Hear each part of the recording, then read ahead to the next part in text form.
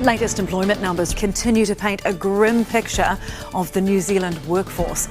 Unemployment has hit a 10-year high with 5.4% of Kiwis out of work for the December quarter. The jobless number came in higher than expectations. It's now the highest level since September 2015. There are now 165,000 people without work. Now that's an increase of 5,000 on the previous quarter. So what does it mean for the economy? The government says it's all about fixing the basics. Well, this is pretty basic stuff. Look, it's clearly tough. I mean, the job losses that you're seeing are considerable, and we're seeing them come across a wide variety of industries. We're barely 7 weeks into the new year, but unemployment headlines have already been working hard, and they don't make for pretty reading.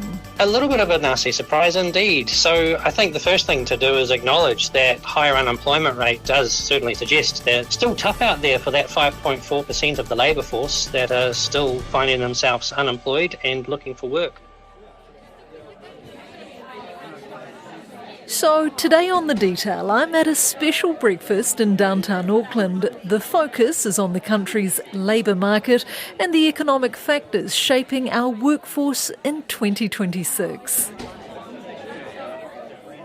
Hi, I'm Amanda Gillies, and today I sit down with Westpac economist Kelly Eckhold, who is the guest speaker at this breakfast, and Robert Walters, Australia and New Zealand CEO Shay Peters. Robert Walters is a leading recruitment agency. Now, this breakfast, it's been attended by business journalists, some financial experts and some recruiters. It has been organised to spark discussion and debate around the most newsworthy labour market trends. Now, this includes the economic outlook and what it means for, say, jobs, confidence and hiring activity across New Zealand. Also on the menu, we've got salaries, expectations, relocation trends and the cost of living pressures, as well as AI in the workplace. It's a smorgasbord, one might say, of employment topics. One of our clients received 12 cover letters that were exactly the same from 12 different people.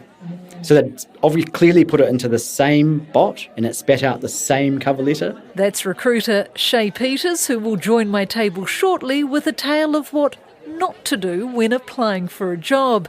But first, Chief Economist Kelly Eckhold. He arrived at my table feeling cautiously optimistic about the outlook for our economy and our employment rates. You know, in the last couple of years it's been tough, hasn't it? We've had a couple of years where things looked quite good as we went through the summer period in the early part of the year, only to find the economy sag in the middle of the year. And even though we have good reasons to be optimistic about this year, you have to be conscious that that could happen again, particularly given it's election year. Yeah, election year is huge. How vital is that and what role do you think this will play? So I think that what will happen is that if firms have got a decent head of steam up by the middle of the year, I think they'll shake off the politics. They'll just get on with doing what they do best. But if things are looking a bit more iffy, I think there may be a tendency, particularly given the election is likely to be close, and there's some pretty different policies that are likely to be presented to voters, that they could just step back for 6 months and therefore we might not get as good a year as we would expect to get otherwise. He says the recent spike to 5.4% in unemployment is a complicated number. Yes, it's higher than expected, but there's also been a bump in the number of people wanting jobs. The most recent data was dominated by the increase in the workforce. So they survey New Zealanders to try to ascertain how many of us are actually looking for work, because not all of us are for various reasons. And the surprise last time was that jobs grew, but actually the number of New Zealanders thinking that they wanted to be in the workforce grew as well. What do you put that down to? Well, it actually could be early evidence of economic strength, because often this relationship works in reverse. When the economy is weak, then people drop out of the labour force. They go, well, there's not very many opportunities anyway, or the pay's not going to be very good, so they think about other alternatives, study or training, for example. And when the economy picks up, people think, well, there's better options out there now. I can actually go out there and get an interesting opportunity. I can get more income, and you tend to see people attracted into the workforce in those periods. So weirdly, this is kind of like a benefit to see a rise in a sort of a backwards way. So it means that more of us are hungry for work. That's right. It could be that way around. It could also be random variation in surveys as well. We have to always be quite careful about dissecting the data too closely on a day-to-day basis. And that's where we get to cautiously optimistic. Which sectors, Kelly, are hurting the most right now? And I guess which are still hiring despite a sort of a slowdown? So actually we've seen quite a lot of ongoing hiring in the government-related sectors, which is interesting. And, in the last couple of years, that's been in the health sectors and policing and things like that as well, where there's just been a need, I think, to kind of build those workforces, particularly since the population grew quite a lot a couple of years ago as well, when we had much stronger immigration. The weak sectors have really been in the construction sectors and the real interest-sensitive sectors.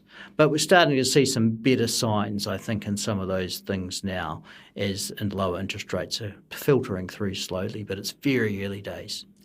I noticed that the biggest cities seem to be doing tougher. I think Auckland's unemployment rate increased from 6.1 to 6.4%. Why is that? Auckland is heavily services sector dominated. And the services sector has been the sector that up until very recently has been quite weak. So the strength we've seen in the economy has been more in areas orientated towards tourism and the primary sector. And that's not really Auckland. It might be Auckland this year if we think about the new convention centre opening. If you listen to Wayne Brown, that's yes. Right, yeah. But certainly, it's Queenstown, isn't it? And the South Island, Otago, Canterbury in particular, that are really benefited from tourism, and also the commodity prices as well. And, you can see that in places like Invercargill, where their house prices are rocketing literally right now. Well, that was my next question. How do you compare North Island to the South Island? It sounds like the South Island is booming almost. Well, certainly south of Nelson and Marlborough, that part of the South Island is still struggling a bit, and they do have a couple of industries like that wine industry, which isn't actually participating in the export recovery that perhaps others are. But certainly down on the west coast, mining is quite a bit of activity going on there, as well as tourism. Canterbury has seen quite a lot of strength, and there's been quite a lot of development going on there. There's a whole new almost city being generated around Rolleston, which has caused a lot of activity. And Otago and Southland have been quite driven by exports as well as tourism. At the moment, we're obviously having major weather-related incidents right across New Zealand. How does that impact things like employment and the economy? It's quite complicated because what it usually drives is volatility. And indeed, paradoxically, sometimes bad weather creates employment because you need to get people in there to fix up the mess. But it also does restrict certain sectors. Some things you can find is that you get a reduction in supply of certain things, like food, for example. This can happen, like if there's bad weather, all of a sudden your veggie prices go through the roof. So there's a bit of rough and smooth. I would generally say it's a volatility as opposed to kind of trend that gets affected there. Now, I want to know, are employers, are they sort of freezing the hiring of people because they can't afford them, or are they just sort of thinking, actually, I don't trust the outlook at the moment, so I'm just going to tie-ho? I think it's that cautious optimism that's really driving them. And I think when I look through in the last couple of years, firms did hold on to staff by more than we would have expected given how weak the economy has been. And I think that was a decision that firms took because it was very hard to hire people a couple of years before that, and they spent a lot of time and money investing in building the skill set. And it was hard for them to think about getting rid of somebody who they thought they might need again, perhaps in 6 or 12 months. So what they did is they just carried a bit more staff. The result was quite poor productivity because they weren't producing that much with them. So there's room to kind of run the workforce a bit harder now. So I think for a while here, we'll see firms doing that. They'll ask people that are already in the business to go a bit harder. But, after 2 or 3 quarters of growth, there'll just be a need for more capacity. And what about employees? How are they feeling at the moment? Are they nervous? Are they wanting to move? Are they staying put? What's the feeling there? Well, our employment trend survey that we run quarterly suggests that they're starting to perceive more job opportunities. And we can see in the job advertisements data that has been lifting now for a few months as well. The high-frequency jobs data tells us that there has been more employment in coming months. And we can see it lifting consumer confidence in the last few months as well. These are all telling me that people have noticed that the environment is subtly shifting. And can employees afford to be demanding at the moment? Are things like higher salaries, bonuses, perks and stuff, are they on the table or are they off the table right now? It's still far too early for that, I think, Yeah. Amanda. I mean, we've got an unemployment rate at 5.4%. It probably has to get down towards the mid-fours before you can really see the sort of tension in the labour market. That means that employers find themselves in the back foot, and where employees can perhaps start thinking about, well, I'll just move and I'll get a better pay. I don't think we're there yet. And realistically, when will we get there? So if I look at our forecast for the unemployment rate, actually I think we should see some of those trends turn around as we go through this year. And it will be very interesting to see just how quickly they turn, because I'm quite conscious that there has been quite large increases in the cost of living in recent years, and I think people will want to be paid. So perhaps we could see a situation where when some tension does emerge in the labour market, and businesses do tell me that if they're looking for specialised skills, it's very hard to find, then perhaps we will see some wage growth. But what has to happen to get to that point? Like, what's got to be put in place, what's got to change so we head in the right direction?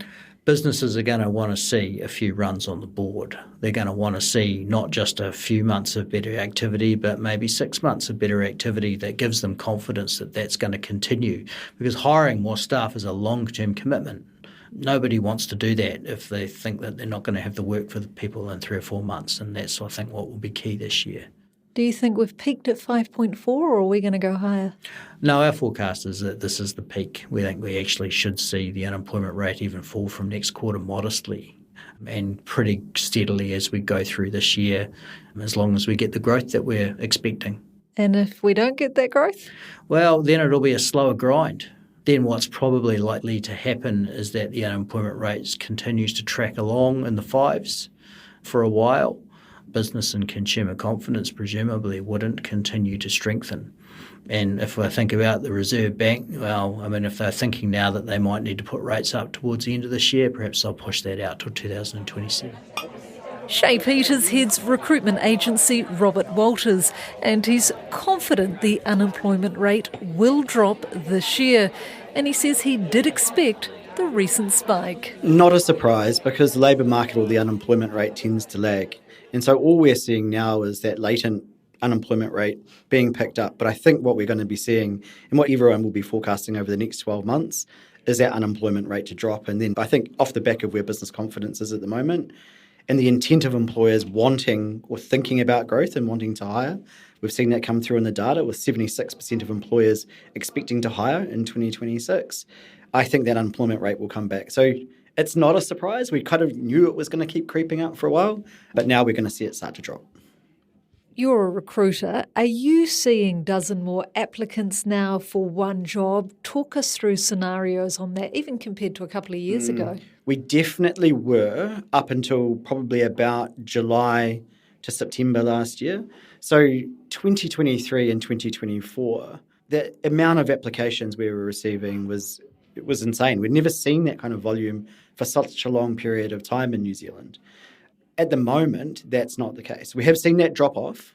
One thing that is counterbalancing or counteracting that is the ease of application process, where we are seeing a lot of applicants using AI and setting up bots to almost be their own broker out in market, and they can apply en masse.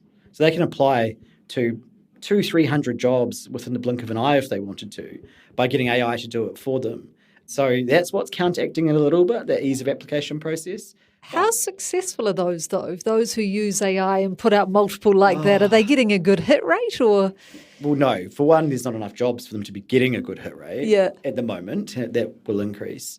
But also, I think that was probably the start of people's AI journey, and volume was everything. But I think employers are becoming a lot more savvy now and understand when something is AI generated versus whether it's coming from a real human. A great example is one of our clients said to us in, I think it was the third quarter of last year, when AI was just starting to be implemented by job seekers, was that they'd received 12 cover letters that were exactly the same from 12 different people. No. So they'd obviously clearly put it into the same bot, and they put the same job description in, and it spat out the same cover letter. So I think that is what people are coming a little bit more savvy about now. And the emphasis has to be on authenticity if people want to be successful in the job or the hiring process. And so that ability to spot AI is becoming more important. But my biggest concern, I think, in the labour market, if you're thinking about the use of AI from an application perspective, is applicants are using AI. Employers are using AI to screen that applicant. So AI is screening AI. And the person that turns up to interview, it's a lucky dip. Like, they might be the person they said they were on the application. So I think that the human intervention side is going to be even more important with relation to that. Crucial, because AI has been a big part of this breakfast. Is AI then eliminating jobs? Is it reshaping roles? Are they giving the skills that employers want? Look, I think there is a nervousness about AI taking people's jobs, but we're not seeing it play out en masse yet. It might be that people are using AI to increase productivity, but we all know if 76% of businesses are looking to hire, they're probably not getting rid of people, but they might be using AI to help those people that they do have to increase their productivity level. So I think the investment is going to go into training and the use of AI, but I think everyone is of this mass fear that the robot will take my job. I think the labour force will just adapt. If you look over millennia, you've had the Industrial Revolution, and that, there was a massive fear that all of a sudden the whole world was going to become unemployed at that time, and it doesn't necessarily play out. So AI is potentially also creating jobs, not just replacing jobs. Yeah, and we are seeing that and we have seen that with tech over the last decade. As tech becomes more advanced, different job types pop up. And we are seeing roles that are starting to creep into the labour force around things like AI governance because of the general nervousness around AI. And so we are seeing what can AI be used for in a workforce that is audited, et cetera, et cetera. So we will see jobs created off the back of AI in different specialisations, much like we saw experts within ESG new jobs were starting to evolve around that. So I think we will see the labour market evolve and new jobs will be created, but I don't get the sense that all of a sudden unemployment is going to massively increase because of AI. That is music to my ears, Shay. So where are there skills shortages right now in the current market?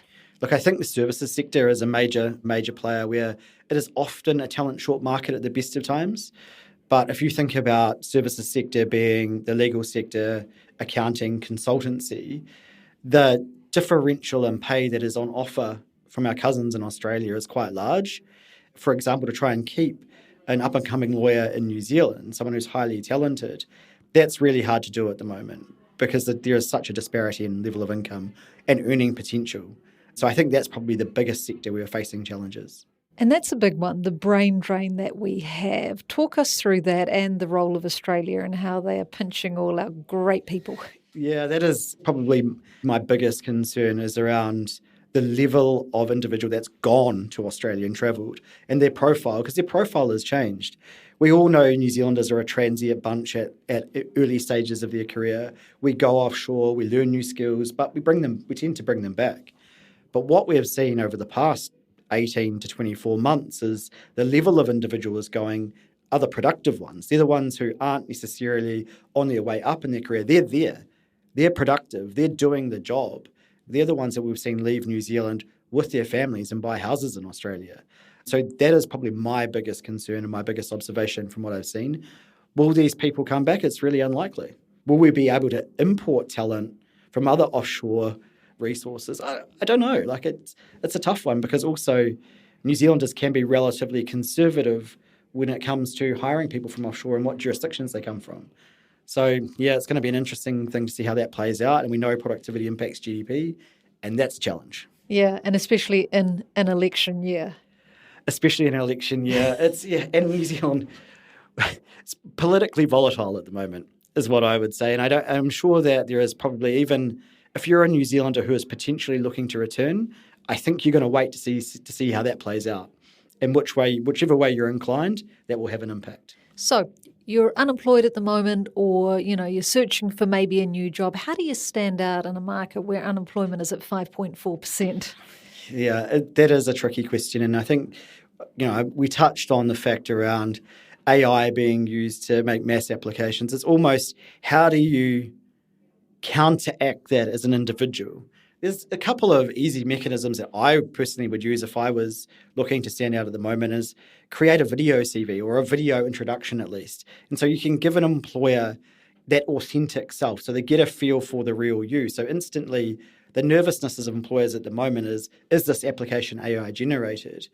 If you can provide some real authenticity and some personality and tell your story, I think that will help you stand out. Do you worry AI will put you out of business, or do you think you'll always need the human touch? No, I think, and this touches on the earlier point, the human intervention is going to become even more important, not less important. It's almost the value of what you do changes. And I think the value of what our industry will do moving forwards is the vetting of the human and ensuring that they are who they say they are. And so I think that from that perspective, the value shift will go down that path. And that's where we need to ensure that as an industry, we're evolving as well. And we keep very high standards around vetting and governance of that. So that's where I see the value in what the recruitment industry can provide. Is it an employer's market at the moment where employees can't demand, salaries, perks, bonuses, anything like that right now? It is. Whether it will stay that way for long with the lack of supply in the labour market, I think we'll see a change there. At the moment, there's almost a nervous balance around that. We obviously saw during the boom of 21 and 22, employees had all the power, but that's not good either. There needs to be a balance, otherwise the cost of business increases significantly. And then when tough times hit, there are redundancies and layoffs. So at the moment, I think that is balanced. But again, going back to that supply and demand lever, I think we will see with the amount of hiring intent this year, I think we will see that the employee will start to get a little bit more power gradually throughout the year. And if you could sum up what we could see for you, what you hope to see for 2026, what is that? I want to see businesses be confident and have growth aspirations. Like New Zealand, we have a challenge at the moment in that there is a slight negative vibe around what is happening. I want to see businesses take the bull by the horns and actually have a crack at something. It's easier said than done, I understand that, because it often comes with investment of people and technology. But I think there is a real opportunity for New Zealand businesses to beat their competitors in market. The ones that are bolder, I think they're the ones that will win, and that's what I want to see. Some aspiration again. That's it for today. The Detail is a newsroom production supported by RNZ National and New Zealand On Air. Thank you to Kelly Eckhold and Shay Peters. This episode was produced by Gwen McClure and engineered by Ben Pearce. I'm Amanda Gillies. Matua.